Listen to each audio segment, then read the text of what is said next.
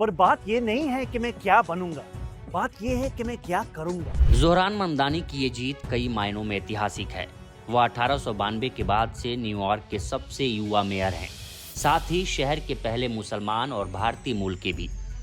उन्होंने पिछले साल चुनावी मैदान में कदम रखा था। उस समय उनके पास न तो कोई बड़ी पहचान थी, न ही बहुत सारे पैसे और न किसी पार्टी का समर्थन। यही वजह है कि उनकी एंड्रयू क्यूओमो और रिपब्लिकन उम्मीदवार कर्टिस सिल्वा पर मिली जीत असाधारण हो जाती है। डेमोक्रेटिक पार्टी के वामपंथी धड़े को सालों से ऐसे ही नेता की तलाश थी। ममदानी युवा और करिश्माई हैं, साथ ही वो अपनी पीढ़ी की तरह ही सोशल मीडिया पर भी सहज दिखते हैं। उनकी पहचान पार्टी के समर्थकों की विविधता को भी दिखाती है। उन्होंने सियासी लड़ाइयों से कभी परहेज नहीं किया और बेहिचक free child care, public transport के विस्तार और फ्री मार्केट सिस्टम में सरकारी दखल जैसे वामपंथी मुद्दों का समर्थन किया। ममदानी ने उन अहम आर्थिक मुद्दों पर तेजी से ध्यान खींचा जो हाल के वर्षों में डेमोक्रेटिक पार्टी से दूर होते गए, जो कामकाजी वर्ग के मतदाताओं की प्राथमिकता में रहे। लेकिन आलोचकों का कहना रहा है कि ऐसा कोई उम्मीदवार अमेरिका के बड़े हिस्सों में नहीं चुना जाता। रिपब्लिकन नेताओं ने खुले तौर पर खुद को डेमोक्रेटिक सोशलिस्ट कहने वाले ममदानी को डेमोक्रेटिक पार्टी के धूर वामपंथी चेहरे के तौर पर पेश कर खुशी जताई है।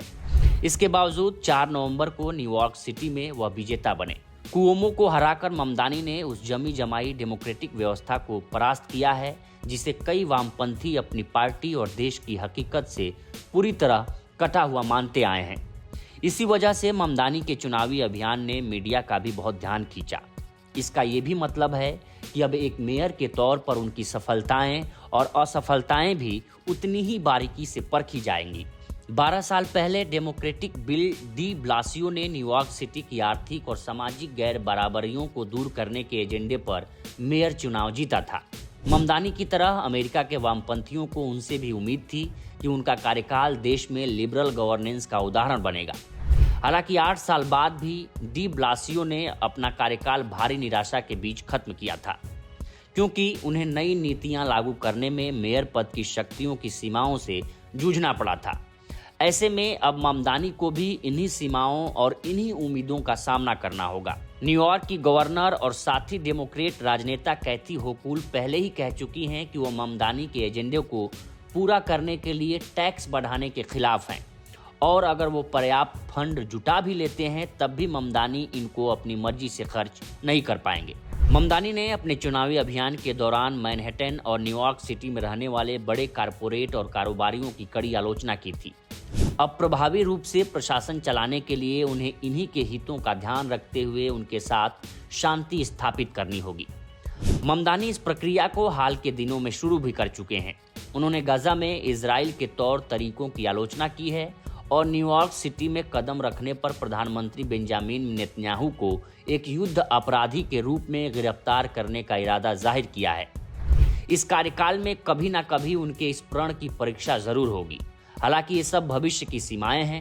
फिलहाल ममदानी को जनता के समक्ष खुद को स्थापित करने का काम शुरू करना है, इससे पहले कि उनके विरोधी उनकी छवि गढ़ दें। भले ही उनके चुनावी अभियान को राष्ट्रीय अंतर्राष्ट्रीय स्तर पर सुर्खियां मिली हों, लेकिन अमेरिका के अधिकतर लोगों के लिए वो अब भी एक कोरा कागज ही हैं। जानकारों का मानना है कि अमेरिकी राष्ट्रपति डोनाल्ड ट्रंप से लेकर निचले स्तर तक के कंजर्वेटिव नेता ममदानी की छवि एक समाजवादी खतरे के रूप में गढ़ने की कोशिश करेंगे।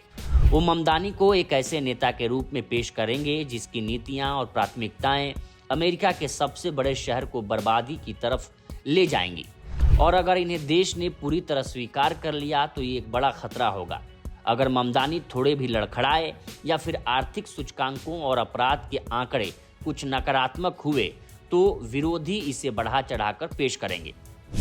राष्ट्रपति ट्रंप का न्यूयॉर्क से व्यक्तिगत रिश्ता है। वो ममदानी के साथ राजनीतिक खींचतान के लिए जरूर तैयार होंगे और नए मेयर के कामकाज को मुश्किल करने के तरीकों की उनके पास कोई कमी भी नहीं होगी। इसके साथ ही ममदानी पर डेमोक्रेटिक पार्टी के नेताओं का भरोसा जीतने का भी दबाव होगा। इन्हीं में से एक है न्यूयॉर्क के सीनेटर चक शुमाकर, जिन्होंने कभी भी ममदानी के चुनाव अभियान का समर्थन नहीं किया। जनवरी 2026 से कार्यकाल शुरू करने के बाद उनके पास अपनी राजनीतिक प्रतिष्ठा और विरासत को शुरू से गढ़ने का मौका होगा। अगर राष्ट्रपति ट्रंप ममदानी से भिड़ेंगे तो इससे ममदानी को काम करने के लिए एक बड़ा प्लेटफॉर्म और मौका ही मिलेगा। वो अपनी क्षमताओं और राजनीतिक योग्यता के दम पर यहाँ तक पहुँचे हैं और यह कोई छोटी उपलब्धि नहीं है। लेकिन अगले कुछ सालों में जो चुनौतियाँ उनके सामने होंगी, उनकी तुलना में शायद ये उपलब्धियाँ कुछ कम भी ना हों, क्योंकि न्यूयॉर्क के लोगों को लगता है कि दुनिया उनके शहर के इर्द गिर्द घूमती है। ऐसे में अब असली परीक्षा ममदानी की अब से शुरू हो रही है। तो फिलहाल इस रिपोर्ट में इतना ही। बाकी देश दुनिया की तमाम खबरों के लिए बने रहें लोकमत हिंदी के साथ। नमस्कार।